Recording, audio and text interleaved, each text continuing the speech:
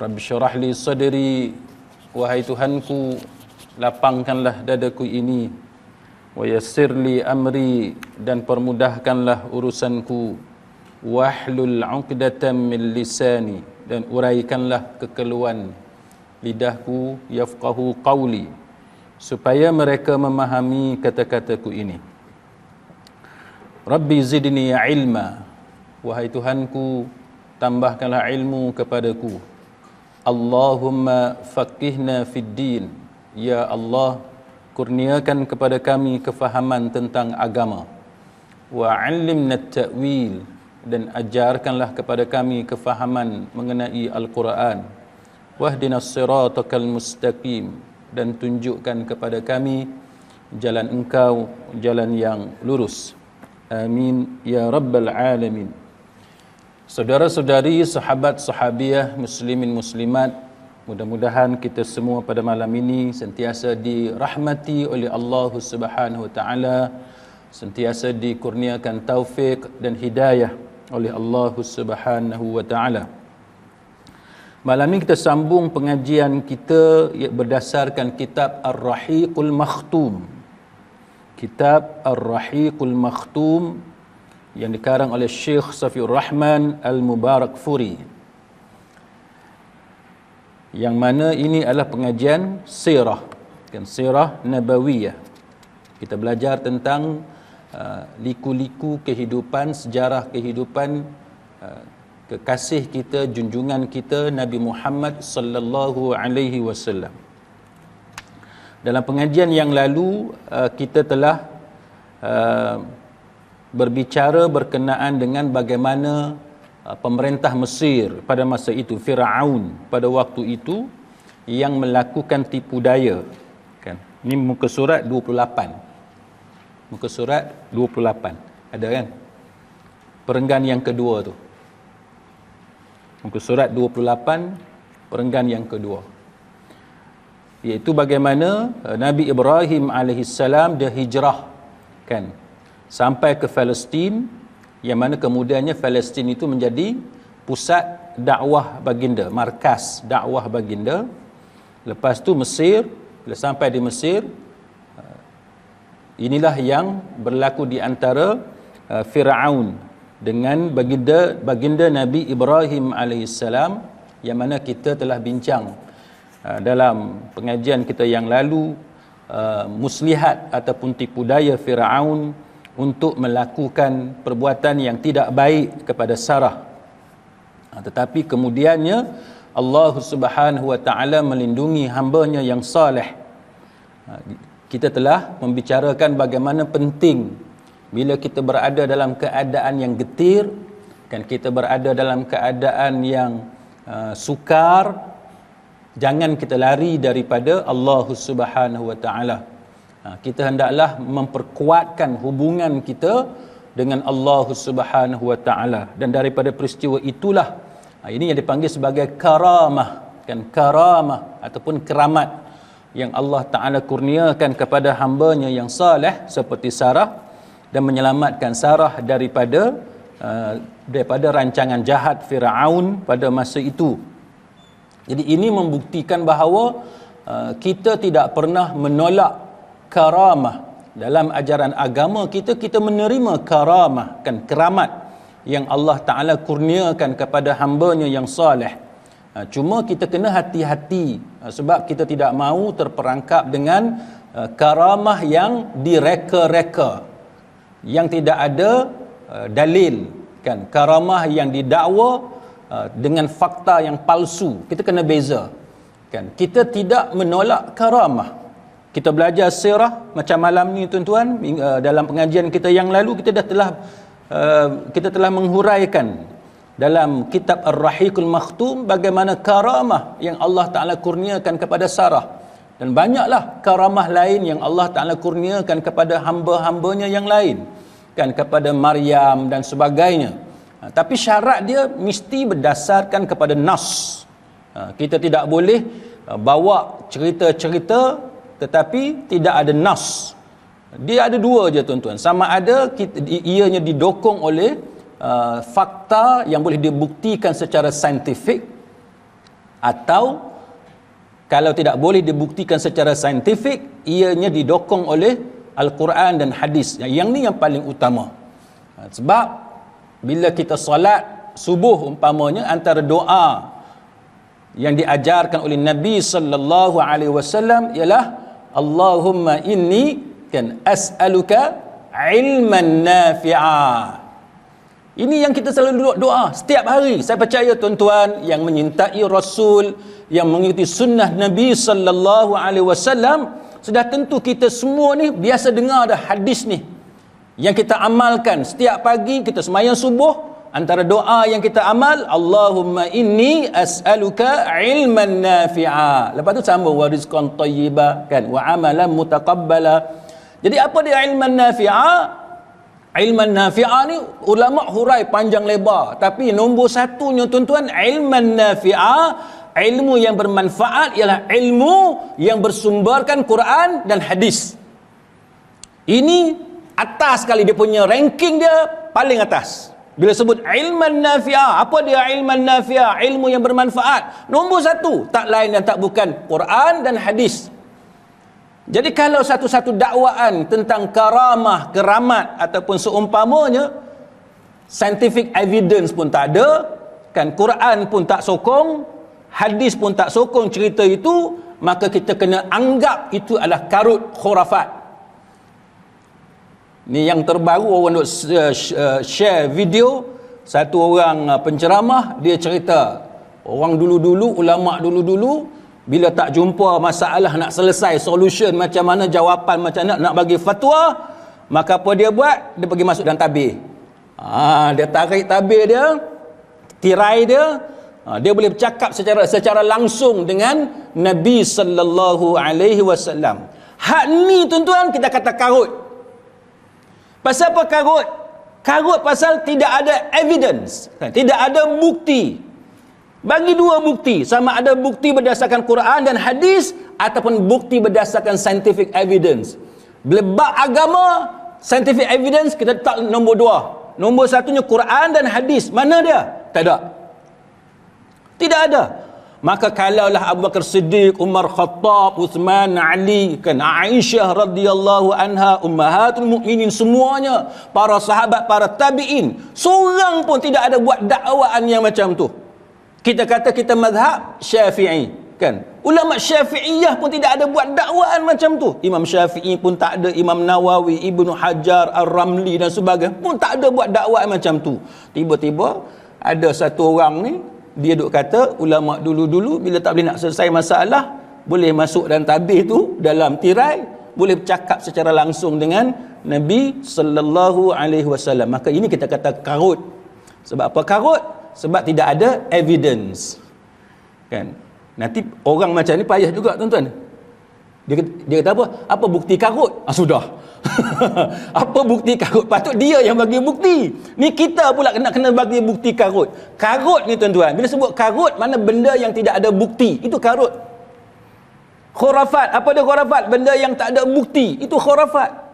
Tidak ada landasan Quran, tak ada landasan hadis, scientific evidence pun tak ada, itu karut lah.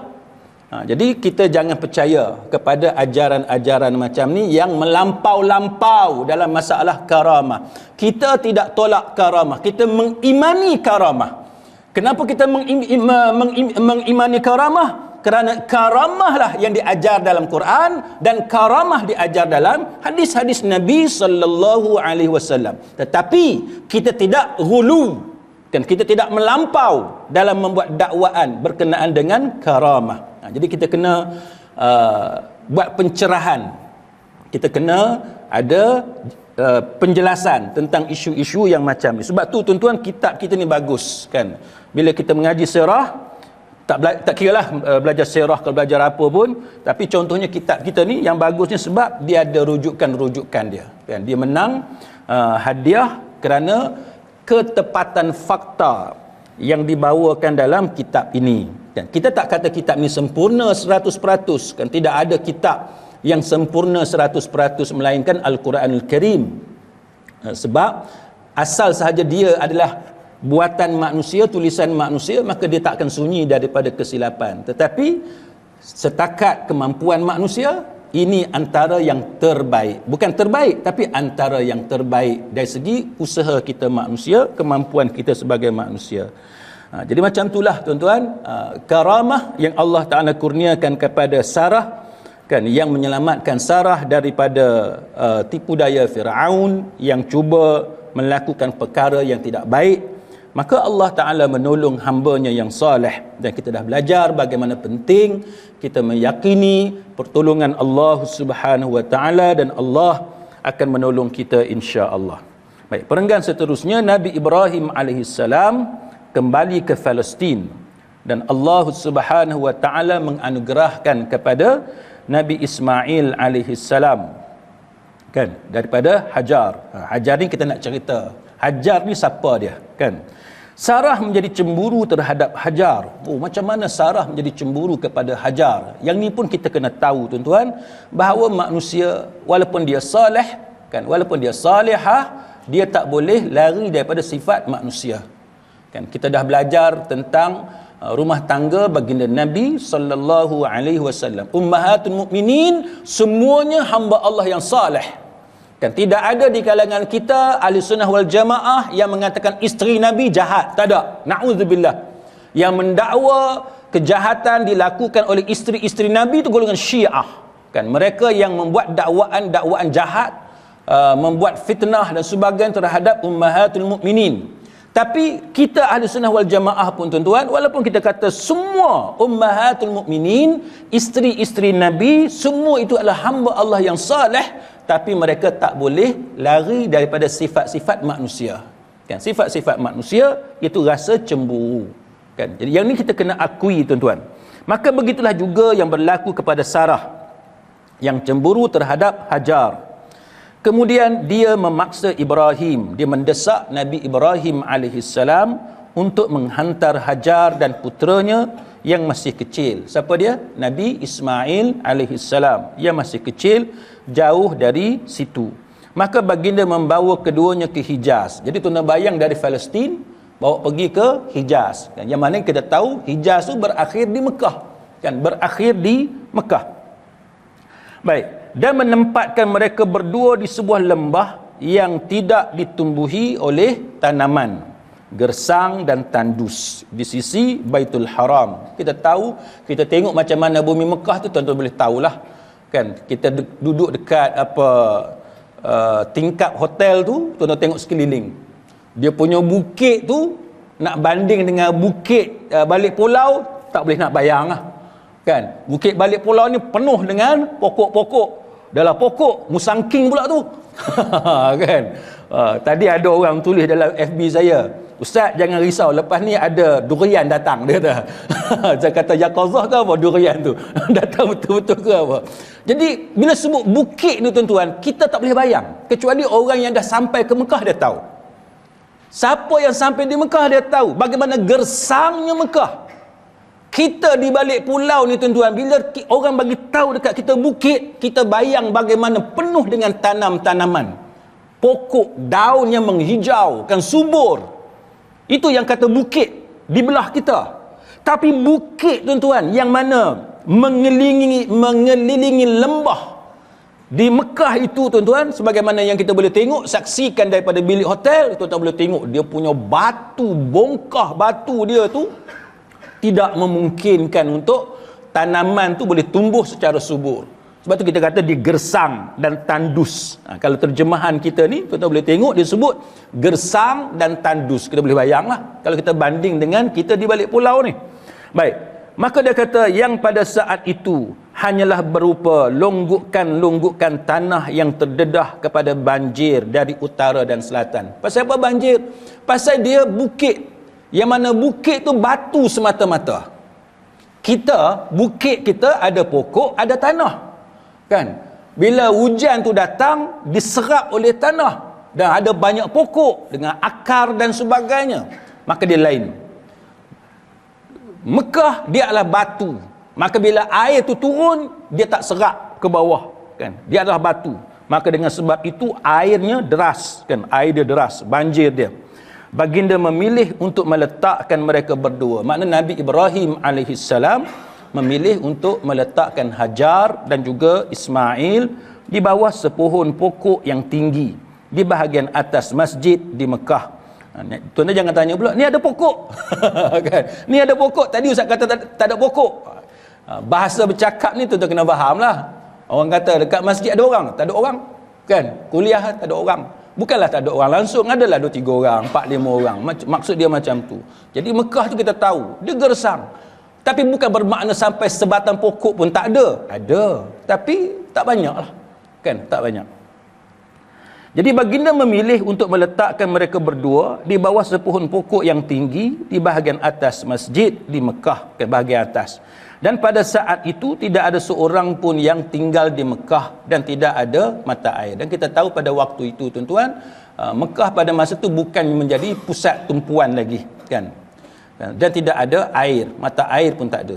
Baginda meninggalkan kantung kulit yang berisi kurma dan sebekas, sewadah tu sebekas, kan? Sebekas air kepada mereka. Ada bekas kurma dan ada satu lagi bekas yang terisi air untuk mereka berdua. Selepas itu baginda kembali semula ke Palestin. Jadi baginda balik semula ke Palestin, tinggal kedua-dua orang mereka. Selang beberapa hari kemudian bekalan makanan dan air mereka pun habis. Berkat pertolongan Allah, di situ mata air Zam-Zam tiba-tiba memancar. Hak ni tuan-tuan, kita kena belajar satu benda. Kita belajar sirah, bukan hanya kita dengar, lepas tu kita tahu, oh ni cerita Nabi Ibrahim, cerita Hajar, cerita Ismail, Allah Ta'ala tolong mereka, habis takat tu. Bukan. Semua cerita ni tuan-tuan untuk menjadi iktibar kepada kita, ibrah, pelajaran kepada kita. Apa dia? Good lessons yang kita boleh ambil, pelajaran yang baik yang kita boleh ambil daripada peristiwa-peristiwa ni. Daripada cerita Maryam kita tahu, kan, macam mana Allah Ta'ala tolong Maryam. Daripada cerita Hajar ini kita tahu macam mana Allah Ta'ala tolong. Dalam keadaan tempat yang macam tu, tiba-tiba datangnya air Zam-Zam yang memancar. Cerita ni menceritakan apa kepada kita tuan-tuan? Cerita ni dia mengajar kepada kita bagaimana Allah Ta'ala tolong hamba dia yang saleh. Hamba dia yang saleh bukan mereka ni sahaja. Hamba dia yang saleh mungkin termasuk kita. Mungkin termasuk kita. Apabila kita berada dalam musibah, kita adalah dalam masalah, maka hendaklah kita berbaik sangka kepada bantuan daripada Allah. Kita diajar supaya jangan berputus asa, kan? Jangan frustrated sampai kita berputus asa daripada rahmat Allah. Jangan putus asa. Kita kena ada sangkaan, insya-Allah, mungkin nanti Allah Ta'ala akan tolong kita, kan? Kita dekatkan diri dengan Allah, kita zikir, kita doa, buat amal soleh. Sekarang kita susah, kita harap Allah Ta'ala tolong kita. Itu sangka baik kepada Allah Ta'ala. Semua cerita ni tuan-tuan, cerita yang pada awalnya nampak mustahil. Mustahil untuk mereka survive di tempat yang macam tu. Bagaimana mungkin seorang bapa yang bernama Ibrahim tinggalkan anak kecil yang bernama Ismail dengan Hajar, satu orang perempuan, di tempat yang tak ada orang. Gambaran kita mengatakan ini mustahil, tapi inilah gambaran bagaimana karamah, kan, dan mukjizat. Mukjizat ni nabi, kan, karamah hamba Allah yang saleh selain daripada nabi. Bagaimana mukjizat dan karamah yang Allah Ta'ala kurniakan kepada hamba-hamba dia yang saleh. Jadi kalau siapa kata kita tak percaya kepada karamah, tak, kita bukan tak percaya. Kita hanya menolak kepercayaan yang ghulu, yang melampau terhadap karamah. Itu yang kita kena bezakan, tuan-tuan sekalian. Sedap juga tuan-tuan orang hak lawan kita ni. Dia mulut ni rasa gatal juga nak menjawab. Biasalah lawyer dia. Bila dalam mahkamah, bila dengar pihak sana duk hujah nampak karut sikit, kita rasa geram nak bangun ke? Nak bangun, objection my lord. Kan? Apa ni? Dia, tuan-tuan sekalian, saya dengarlah satu ceramah. Pagi tadi rasanya, ada sahabat duk share. Satu orang ustaz kita ni, dia kata golongan yang tak percaya pada karamah ni lah nanti, dia kata bila turunnya Nabi Isa, mereka lah yang tak percaya pada Nabi Isa. Dia buruk tu. Dia bubuh. Siapa yang tak percaya cerita menara 15 km ni tak percaya kepada karamah. Apa ni? Tuan-tuan, macam mana pula ada kaitan dengan karamah? Macam mana cerita balik tabir, jumpa dengan Nabi secara direct balik tirai, itu dikaitkan dengan karamah? Kan kita mengatakan bahawa karamah mesti ada dalil, mesti ada bukti. Kita tak boleh hanya mendakwa dengan dakwaan kosong. Tak boleh. Dia dalam istilah undang-undang, kalau tuan-tuan biasa dengan mahkamah, dia ada istilah bare allegations dengan bare denials. Maknanya apa? Dakwaan kosong dengan penafian kosong. Tu. Bare allegations. Kita dakwa itu bukti tak ada. Dakwa ini bukti tak ada. So, hanya dakwa semata-mata. Tuduh je. Report polis tak ada, medical report tak ada, bukti apa tak ada, saksi tak ada. Itu kita panggil bare allegations, dakwaan kosong. Mana boleh kita percaya? Al-bayyinah 'alal mudda'i wal yamin 'ala man ankara. Kan? Beban bukti atas pihak yang mendakwa. Bila kita dakwa sesuatu, kita kena bawa bukti. Satu lagi, bare allegations. Bila orang tuduh kita, kita nafi je. Tak ada bukti, tak boleh. Kan? Bila kita nafi, bila katalah ada na'udzubillah, katalah kes rompakan sebagai contoh. Kan? Ada orang tuduh kita merompak, orang tuduh kita menyamun. Kita hanya nafi je, saya tak buat. Saya tak buat. Sekadar saya tak buat je, tak boleh. Kita kena cerita version kita. Macam mana yang boleh jadi kita ada tempat kejadian, macam mana boleh orang tuduh kita, kita pergi rompak dia, apa sebenar berlaku. Kita kena elaborate further. Kita kena bagi penjelasan lebih lanjut, bawa saksi kita, bawa bukti. Barulah dia tak jadi bare denials. Penafian kosong, tak boleh. Hanya menafikan secara kosong, bukti tak ada, penerangan lanjut tak ada, tak boleh. Jadi begitulah juga dalam agama, tuan-tuan sekalian, dia macam tu. Kita hanya dakwa sahaja, tak boleh. Kena bawa bukti. Maka ini yang kita risau dengan apa yang berlaku dalam masyarakat kita pada hari ini. Jadi kita janganlah mudah menuduh saudara-saudara kita sebagai orang yang tidak percaya kepada karamah. Bukan tak percaya. Dan janganlah seolah-olah kita menuduh saudara-saudara kita se-Islam sebagai orang yang akan menolak turunnya Nabi Isa AS di akhir zaman. Itu bukan ciri-ciri dia, tuan-tuan. Kan? Apa yang berlaku ini ialah kita mempertikaikan orang yang membuat dakwaan secara kosong tanpa ada bukti. Baik. Jadi apabila dengan berkat bantuan pertolongan daripada Allah Ta'ala itu, maka muncullah air Zam-Zam, kan? Memancar-mancar, tiba-tiba memancar. Ini yang kita kata, kita kena ada husnuzan dengan Allah. Ana inda zanni 'abdi bi, aku bersama-sama sangkaan hamba-Ku kepadaku. Jadi bila kita susah, kita ditimpa musibah, kita ada masalah, mengadulah kepada Allah, baik sangka kepada Allah. Allah Ta'ala akan tolong kita, insya-Allah. Kena ada sangkaan yang macam tu. Baik, sehingga ia boleh menjadi sumber penghidupan bagi mereka berdua hingga beberapa waktu. Dengan sebab ada air Zam-Zam yang muncul tiba-tiba itulah mereka ni boleh hidup di lembah yang gersang tadi, yang tandus, kan, yang tak ada pokok, tak ada tanaman, tidak ada tanaman yang subur, bukannya kawasan yang subur dengan tanaman. Jadi bila ada punca air Zam-Zam yang memancar itu, maka inilah sumber penghidupan mereka berdua. Cuba tuan-tuan bayang, satu perempuan, satu anak kecil, kan? Satu benda yang kita tak boleh imagine. Kita tak boleh imagine. Ni belum cerita macam mana Nabi Ibrahim diuji oleh Allah untuk sembelih anak dia. Dalam keadaan duk tunggu anak, dapat perintah sembelih pula. Ini antara benda yang kita tak boleh, kita kata beyond our imagination. Kita tak boleh nak bayang. Macam mana ni? Macam itulah kita, tuan-tuan, kita kena apply dalam hidup kita. Pasal apa Allah Ta'ala uji aku macam ni? Pasal apa Allah Ta'ala uji aku macam ni? Pasal apa aku nampak orang lain bahagia, aku ni tidak bahagia? Jangan.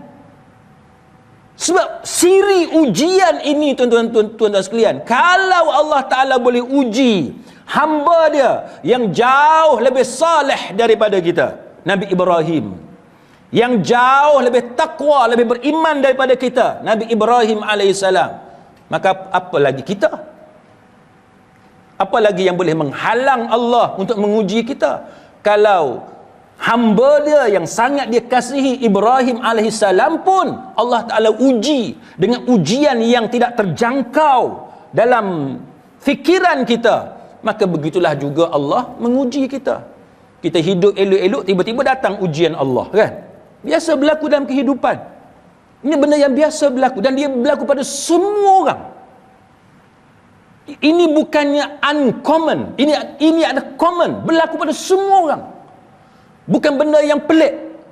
Kita kena ingat ujian itu tuan, dia datang dalam bentuk yang pelbagai. Jangan kita rasa kita tak akan diuji oleh Allah. Tak. Semua orang akan diuji oleh Allah Ta'ala dengan bentuk yang pelbagai. Baik. Maka dalam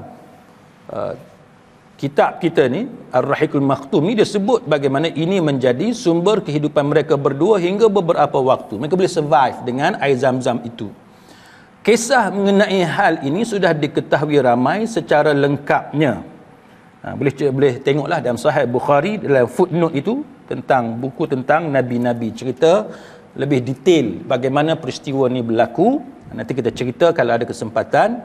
Kemudian dia kata sebuah kabilah dari Yaman, Jurhum kedua, datang setelah itu dan menetap di Mekah. Itu yang kita cerita dulu bahawa dia punya susur galur keturunan Arab di Mekah ni, dia ada sebahagian tu dia datang dari belah Yaman, kan? Dia datang daripada belah Yaman.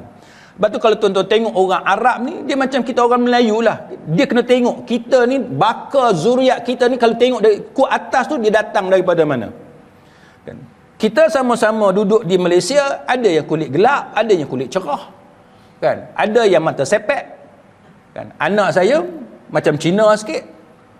Masa dia orang kecil, Cina-Cina yang datang dekat shopping complex apa semua tanya, "Your wife a Chinese ah?" Dia tanya, apa ni, isteri kamu ni Cina ke? Yalah, saya pun ada sikit-sikit Cina juga tuan-tuan. Jadi isteri saya pun memang ada nampak macam Cina sikit. Jadi anak kami memang macam Cina. Jadi dia memang ada masing-masing punya susur galur. Ada tuan-tuan ada daripada India, betul tak? Punjabi pun ada. Kan? Daripada Yaman pun ada. Macam-macam lah kita ni. Walaupun kita orang Melayu, kita duduk di Malaysia dah lama dah, tok nenek kita duduk di Malaysia lama, tapi kulit kita lain. Kan? Rupa paras kita lain, mata, hidung kita lain. Pasal apa? Datuk nenek moyang kita bukan datang daripada kawasan yang sama. Dia datang daripada kawasan yang berbeza. Kan? Jadi di Hijaz ni tuan-tuan sekalian, dia cerita kepada kita bagaimana lepas tu kabilah dari Yaman. Dan kabilah dari Yaman, Jurhum kedua ni, dia datang selepas tu dan dia menetap di Mekah atas perkenan daripada ibu Ismail, daripada Hajar. Dia orang pergi jumpa, tengok ada orang duduk situ, dia orang tanya, boleh tak nak duduk? Macam itulah. Sebab zaman dulu bukan macam zaman kita lah. Zaman kita lah ni setiap tanah ni ada orang punya dah. Jangan duk pergi tengok ni semak ni tak ada orang pergi duduk, itu tak boleh. Ni zaman moden, kan? Setiap tanah ni semua ni ada hak orang. Sama ada hak orang perseorangan ataupun hak kerajaan, company apa semua, masing-masing dah ada dah. Dia punya ownership, pemilikan tu semua dah ada. Zaman dulu tak. Zaman dulu siapa yang tebas hutan tu, siapa yang jumpa dulu, siapa pergi duduk dulu, itu hak dia. Zaman dulu macam tu. Maka bila kabilah ni pergi, maka dia jumpa dengan Hajar, kan, dan dia minta izin. Bila dia tengok Hajar ada kat situ, dia minta izin dengan Hajar. Dan ada yang mengatakan mereka sudah berada di sana sebelum itu. Tengok tuan-tuan, ini cara yang betul. Kalau tuan-tuan perhati, para ulama bila dia tulis satu-satu benda, dia cerita, kalau hak sahih, dia kata sahih, dia tunjuk rujukan dia Sahih Bukhari ke, dia tunjuk dalam Sahih Muslim ke. Kalau benda yang tak pasti, dia bawa dalam bentuk yang tak pasti, kan? Ini menunjukkan amanah dalam kita menyampaikan ilmu. Benda yang tak pasti jangan kita cerita macam benda tu betul ada, jangan. Bukan tak boleh nak ceritalah, tapi cerita dalam keadaan kita tak pasti. Boleh, kan? Kita kata adalah orang duk cerita, kan? Adalah orang duk cerita yang menara tu 15 km, tapi tuan-tuan tahu lah 15 ni bukannya betul. Okeylah nak cerita macam tu, kan? Bukan tak boleh ceritalah. Tuan-tuan jumpa kat kitab mana, cerita dalam kitab ni. Tapi dari segi saintifik ni tak logik, kan? Dari segi nasnya tak ada, okeylah. Tapi bila kita cerita dengan gaya, dengan bentuk yang benda tu pasti betul, itu salah. Macam tuan-tuan cerita dalam kuliah, ada ustaz cerita pasal sang kancil lah, apa semua tu selingan, tak mau bagi tuan-tuan mengantuk. Bolehlah cerita sebagai selingan. Lepas tu dia pun, apa ni, ustaz tu melawak lah. Tuan-tuan jangan cari dalam Sahih Bukhari. Tak ada dalam Sahih Bukhari. Mana tuan-tuan tahu cerita tu cerita tak betul. Tapi sebagai selingan, tak mau bagi tuan-tuan mengantuk. Okeylah. Jadi cara kita olah version yang kita bawa tu mesti menunjukkan kita amanah dalam menyampaikan ilmu. Sebab tu tuan-tuan tengok dalam ni dia kata ada yang mengatakan, ada yang mengatakan mereka sudah berada di sana sebelum itu. Mana tak pastilah, tapi ada orang kata, kan, ada orang kata. Lebih tepat lagi di lembah-lembah di pinggir kota Mekah. Ada pun riwayat Bukhari, tengok cantik tu, kan. Dia bawa pula satu riwayat. Yang mana riwayat ini riwayat yang kita boleh terima. Pasal apa boleh terima? Bukhari, kan. Sebab dia riwayat Bukhari. Sebab dia kata ada pun riwayat Bukhari menegaskan bahawa mereka singgah di Mekah setelah kedatangan Ismail dan ibunya. Mana Hajar dan Ismail dulu, barulah diorang ni, barulah diorang ni. Sebelum Ismail meningkat remaja, dan mereka sebenarnya sudah biasa melewati lembah Mekah sebelum tu. Mana mereka dah biasa duduk lalu. Itu tempat laluan, kan. Mereka dah biasa lalu di lembah Mekah pada ketika itu. Dia suruh kita rujuk footnote itu, boleh lihat pada Sahih Bukhari, kan, jilid yang pertama muka surat 475. Baik, dari semasa ke semasa Nabi Ibrahim datang ke Mekah untuk menjenguk isteri dan anaknya. Dalam hal ini tidak diketahui berapa kali kunjungan atau perjalanan yang dilakukan oleh Nabi Ibrahim alaihissalam. Tak pasti berapa kali, tapi beberapa kali. Berapa kali secara tepat tidak pasti. Tetapi menurut beberapa rujukan sejarah yang boleh dipercayai, kan, tapi ada, kan, rujukan sejarah yang boleh diterima, kunjungan tu dilakukan sebanyak 4 kali, kan. Ada yang kata 4 kali. Allah telah menyebutkan dalam Al-Quran bahawa dia telah memperlihatkan Ibrahim di dalam mimpinya seolah-olah dia menyembelih anaknya Ismail. Cerita korban ni, bagaimana penyembelihan ni kita kena cerita dalam kuliah kita akan datang. Sebab saya nak kena cerita kepada tuan-tuan apa dia yang berlaku kepada Hajar, kan. Bagaimana Allah Subhanahu Wa Taala memilih Hajar sebagai satu watak dalam kisah ni, kan. Sebab dalam kisah ni, dalam perenggan yang kita baca tadi, Allah menganugerahkan, kan, Ismail kepada Nabi Ibrahim alaihissalam melalui Siti Hajar, kan. Kita orang Melayu kita sebut Siti Hajar.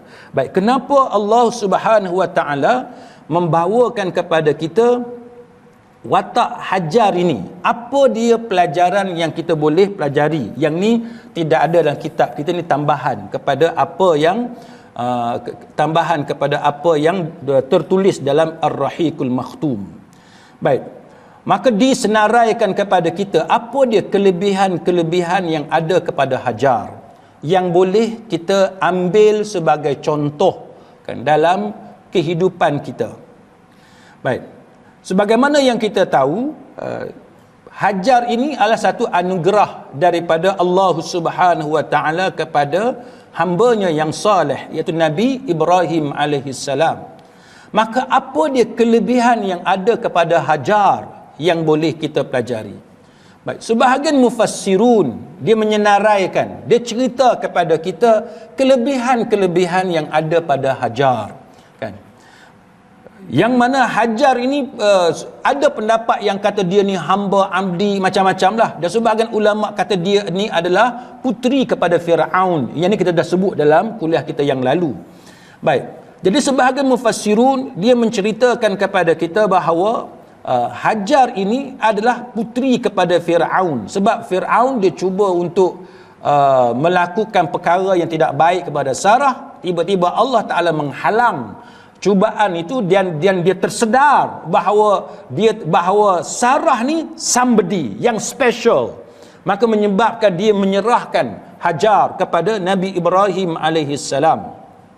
Baik, maka dengan itu Hajar ini disebut sebagai satu orang perempuan yang dijaga oleh Allah Subhanahu wa taala. Ini antara karamah yang diberikan oleh Allah taala kepada Sarah.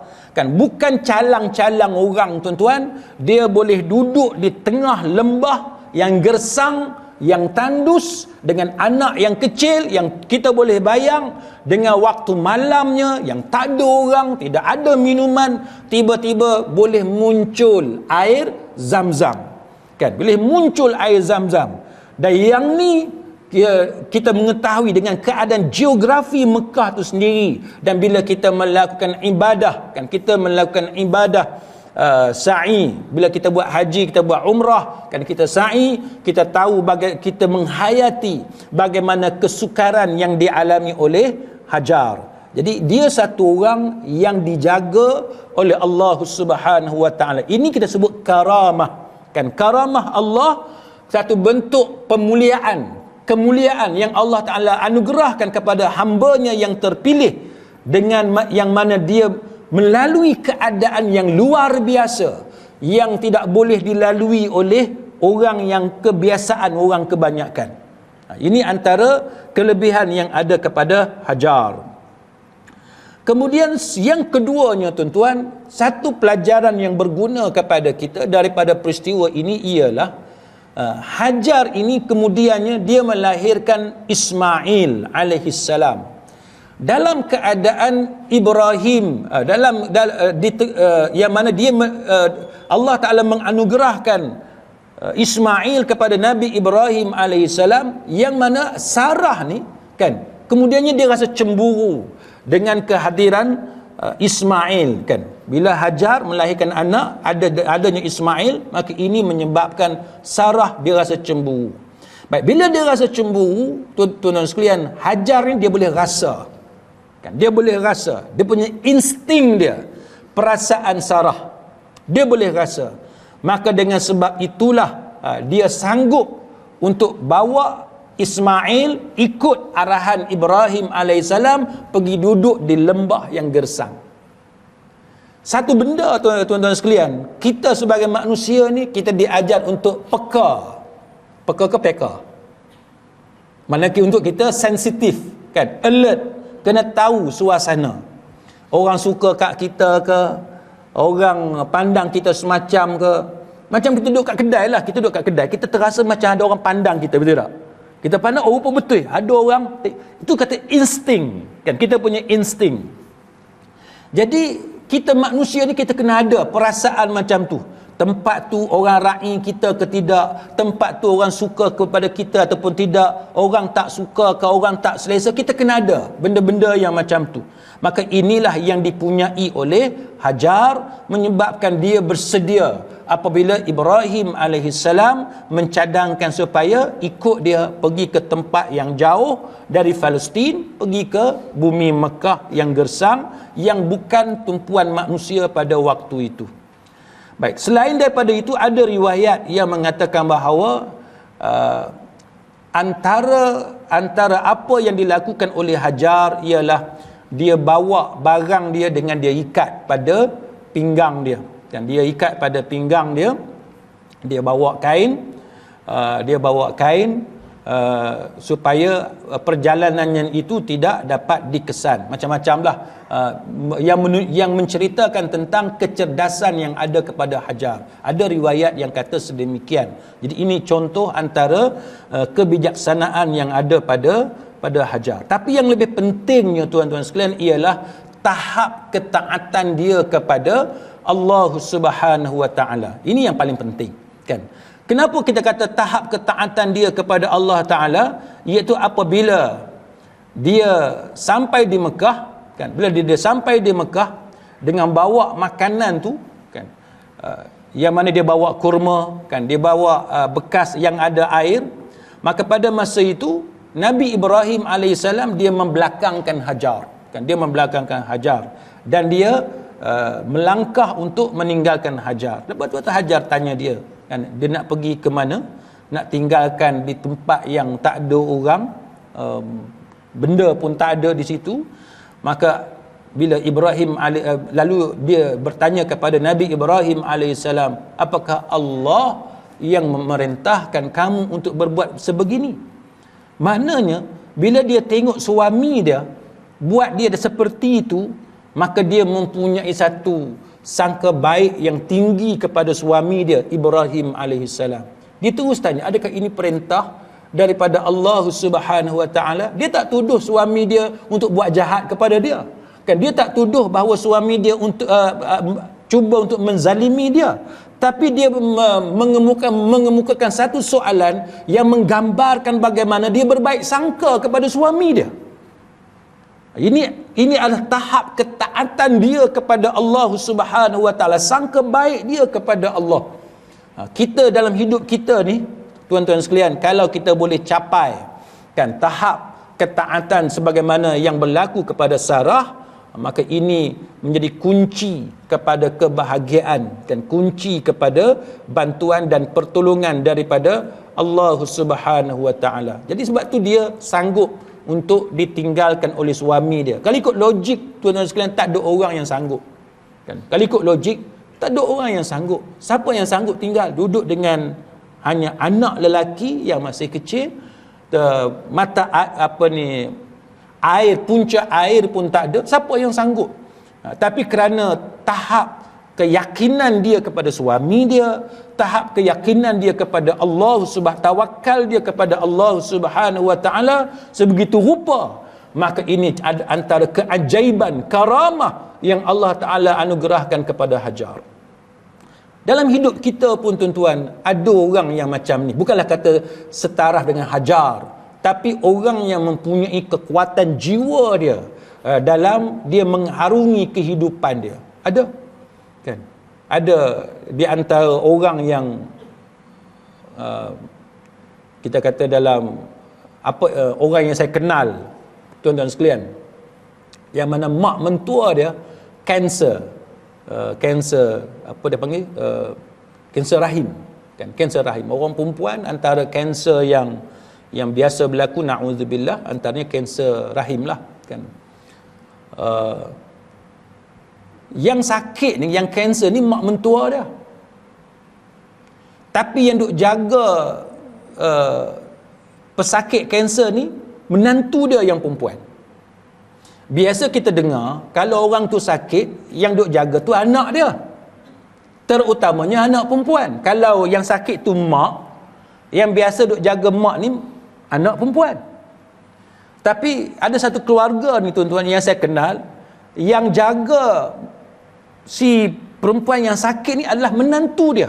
Maknanya menantu ni jaga mak mentua dia. Dan benda ni menjadi bahan percakapan orang ramai. Bagaimana satu orang menantu boleh jaga mak mentua dia dengan begitu cemerlang, dengan begitu baik. Zaman dulu, ni bukan zaman sekarang, zaman dulu lampin dewasa tak ada. Zaman dulu tak ada lampin dewasa. Zaman dulu ada lampin hak putih, kain lampin tu. Jadi bila kanser rahim ni dia keluar cecair kan, cecair yang busuk, cecair yang kotor kan. Jadi dilapik, dibungkus bahagian tersebut dengan kain lampin. Lepas tu tempat tersebut pula tak ada pipe air yang sempurna kan, tak ada sumber air yang sempurna, maka dia basuh lampin yang dipakai oleh mak mentua dia tu di telaga, sampai orang tempat tu, jiran-jiran tak guna dah telaga tu sebab jijik kan dengan bekas-bekas kain lampin tadi. Tapi itu contoh, tuan-tuan sekalian, bagaimana kecekalan kan. Satu orang perempuan, dia bukan jaga mak dia, tapi dia jaga mak mentua dia. Jadi hidup kita ni tuan-tuan, kita akan diuji dengan benda-benda yang macam tu. Kalau tidak macam tu, lain dan bentuk yang lain kan. Orang yang kita rasa tak patut kita jaga, tapi kita kena jaga kan. Dia bukan mak kita, tapi kita nak kena jaga dia. Ini semua adalah ujian Allah kan kepada hamba-hamba dia yang soleh. Maka kita, tuan-tuan sekalian, kita jangan petikai. Pasal apa aku nak kena jaga kan? Pasal apa anak dia sendiri tak jaga? Tak boleh. Kita, tuan-tuan sekalian, kita kena terima benda ni sebagai peluang untuk kita dapat pahala daripada Allah Subhanahu wa taala. Kita kena tengok macam tu. Kan, kita tengok ini peluang kita untuk dapat pahala daripada Allah Subhanahu wa taala. Kita biasa dengar macam mana anak-anak bergaduh sebab tak mau jaga mak. Kan? Anak-anak bergaduh sebab hak seorang ni kata dia lebih banyak keluar duit, orang lain tak keluar duit. Sepatutnya kita berebut untuk keluar duit bagi membiayai rawatan mak kita. Tilam dia, kan, bantal dia, pakaian dia masa sakit dan sebagainya. Tapi setengah-setengah anak bergaduh antara satu sama lain. Pasal apa? Sebab seorang ni kata dia banyak keluar duit, dia banyak jaga mak, orang lain tak jaga mak dan sebagainya. Jadi ini antara benda, tuan-tuan sekalian, yang kita boleh pelajari dalam kehidupan kita. Satu lagi yang disebutnya ialah bagaimana kegigihan Hajar ini yang menghadapi keadaan yang sebegitu dahsyat, sedangkan dia hanya seorang perempuan yang tidak ditemani oleh sesiapa pun kecuali anaknya yang masih kecil. Baik. Kemudiannya tuan-tuan sekalian, daripada peristiwa ini, antara perkara yang kita boleh lihat ialah sebagaimana yang disebut tentang kejadian ini, ialah apa yang berlaku apabila Nabi Ibrahim AS ditinggalkan Hajar dengan anaknya Ismail. Dia balik semula ke Syam ataupun ke Palestin. Jadi dalam peristiwa tu, tuan-tuan, bukan kata Hajar ni dia rela dengan mudah. Tak, dia bukan rela dengan mudah. Sebenarnya ada berlaku sesuatu antara Hajar dengan Nabi Ibrahim AS. Ini yang kita nak cerita, bahawa walaupun kita soleh, kan, walaupun Hajar ni satu orang perempuan yang salihah, tapi dia tetap sebagai seorang manusia. Kita tak boleh menganggap bahawa oleh sebab ni orang baik maka dia tidak ada perasaan sebagai manusia. Tak, dia tetap ada perasaan sebagai manusia. Apa buktinya, tuan-tuan? Apa buktinya? Buktinya sebab bila Nabi Ibrahim AS melangkah nak tinggalkan Hajar, Hajar ni, tuan-tuan, bukan kata dia redha macam tu, tak, tapi dia hambat Nabi Ibrahim AS. Dia hambat Nabi Ibrahim dan dia pegang baju Nabi Ibrahim AS. Dia pegang baju. Ialah nak kena tinggal di lembah yang tak ada orang, tak ada air dan sebagainya. Dan dia tanya, wahai Ibrahim, kamu hendak pergi ke mana? Adakah kamu hendak meninggalkan kami di lembah ini yang tidak ada seorang pun manusia? Tidak ada sesuatu pun di sini, dia kata. Ini sifat manusia, kan? Dia mesti ada rasa bimbang dengan keputusan yang dibuat oleh suami dia. Tengok tak ada orang, benda apa pun tak ada, maka dia pergi hambat Nabi Ibrahim, pegang baju Nabi Ibrahim, tanya Nabi Ibrahim, apakah engkau nak tinggalkan kami di tempat yang tak ada manusia, yang tak ada benda pun di sini? Dan diulang banyak kali. Hajar diulang banyak kali, sehingga sampai tahap Ibrahim ni, Nabi Ibrahim AS tak boleh nak toleh kepada Hajar. Satu orang suami, tuan-tuan, macam mana dia nak toleh? Kan? Isteri hak dia sayang, anak hak dia sayang, tiba-tiba dia terpaksa tinggalkan.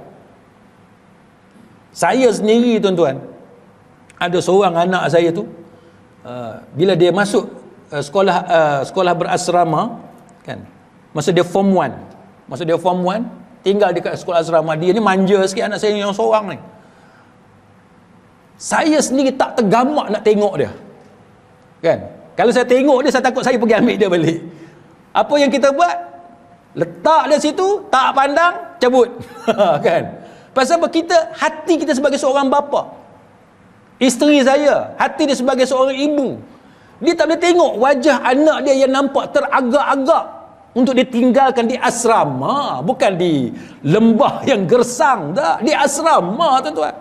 Asrama tu dengan bilik TV, weekend ada movie lagi, pasang skrin besar, kan, makan apa, fish and chip, western, chicken chop, Nak tanya orang balik pulau, siapa sini hari-hari makan chicken chop, western apa semua, siapa?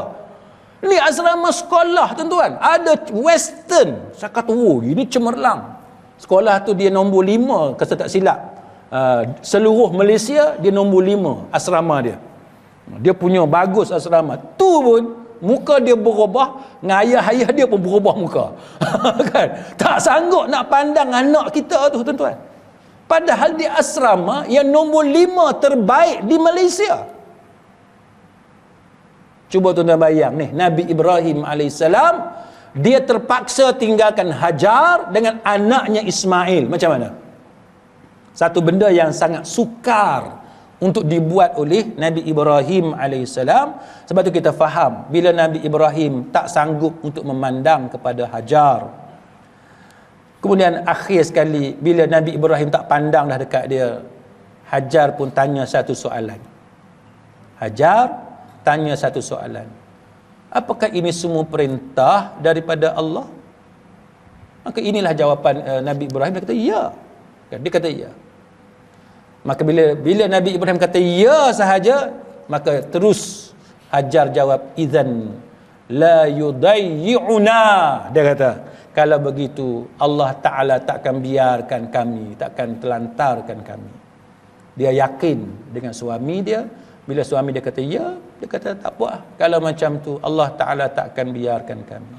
Maka sebab itu para ulama mengatakan bahawa antara bagusnya Hajar ini, dia satu orang isteri yang salihah, dan dia taat pada suami dia selama mana apa yang dilakukan oleh suami itu tidak bertentangan dengan perintah Allah Subhanahu wa taala. Selain daripada itu, Hajar dia tak bangkang keputusan suami dalam perkara-perkara yang selari dengan perintah Allah Subhanahu wa taala. Jadi kita ni tuan-tuan, kita nak macam nilah. Suami kita, isteri kita dalam perkara-perkara yang sesuai dengan agama, kita jangan bangkang. Benda-benda yang baik, benda-benda yang bermanfaat, kita jangan bangkang. Ni kadang-kadang susah juga kita nak ustaz-ustaz nak bagi kuliah, tuan-tuan nak main mengaji, kalau ada pasangan yang tak sporting, kuliah je hari-hari. Susah juga tuan-tuan dapat pasangan macam tu, kan? Kuliah je hari-hari. Tak boleh ke tak pergi kuliah? Oh naya dapat kuliah, dapat pasangan macam tu, kan? Kena pula jenis lepas kuliah ada sesi tertarik pula. Menyembang, ada topik panas pula, dah topik 15 km lagi, campur dengan topik tirai lagi, menyembang huah-huah dengan tertarik semua, satu pagi baru balik. Memang isteri mana tak marah. Kan? Kuliah maghrib je sampai isyak habis, tapi dia punya slot lepas tu panjang. Jangan sampai macam tu. Jadi kita kena bahagi masa. Masa mengaji ada, masa untuk keluarga kita pun ada. Jadi kemudian yang bagus dengan Hajar ini ialah dia tawakal dia kepada Allah Subhanahu wa taala. Kita memang akan diuji tuan-tuan. Ada orang diuji dengan financial, kan, dengan keuangan. Ada orang yang diuji dengan kesihatan, masalah kesihatan. Kesian tuan-tuan. Saya pernah buat kes kes poligami. Kan, kes poligami. Bila nak minta kebenaran mahkamah ni untuk poligami, hakim tu nampak mula-mula tu nampak tegas macam je, kan. Tapi bila kita bawa gambar-gambar isteri yang ada sekarang tu dengan bedridden, kan, terlantar atas katil, tak boleh bangun, jadi hakim tu dengan tiba-tiba jadi lembut hati, senang je, dia permudahkan, kan, dia permudahkan.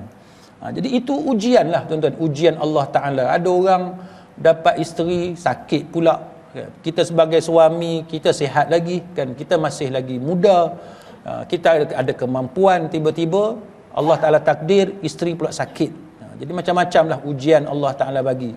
Jadi ujian kesihatan, ada orang ujian masalah adik-beradik, kan, hubungan adik-beradik tak berapa baik, adik-beradik tak mau datang rumah kita, kita pun tak boleh pergi rumah dia. Macam-macam lah bentuk ujian daripada Allah Subhanahu wa taala. Kemudian tuan-tuan sekalian, dalam peristiwa ini juga Nabi Ibrahim AS dia ajar kepada kita sunnah dalam berdoa. Bila dia tinggalkan Hajar tuan-tuan, dia berjalan tu, dia sampai dekat satu bukit. Dia sampai satu bukit, sampai tahap dah tak nampak dah Tak nampak dah Hajar dengan anaknya Ismail. Lalu Nabi Ibrahim alaihissalam dia menghadap ke arah kiblat, arah Kaabah, lalu dia berdoa kan untuk mereka dengan angkat kedua-dua belah tangan dia.